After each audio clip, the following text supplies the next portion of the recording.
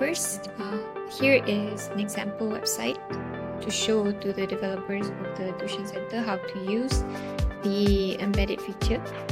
So in this example page, I'm going to add the embedded the form at the end of this page. Okay.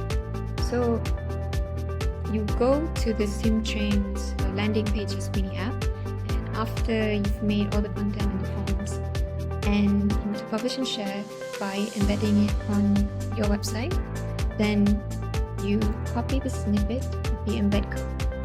Okay.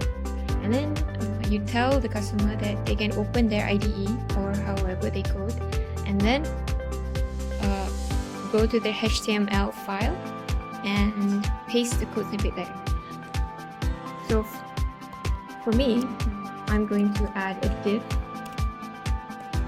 and it's going to have a space, and then you copy and paste the code snippet. Okay, and then after that, you are going to save and reload the page of your website, and it will appear. So the form will appear as it is, as you have created in SimTrain.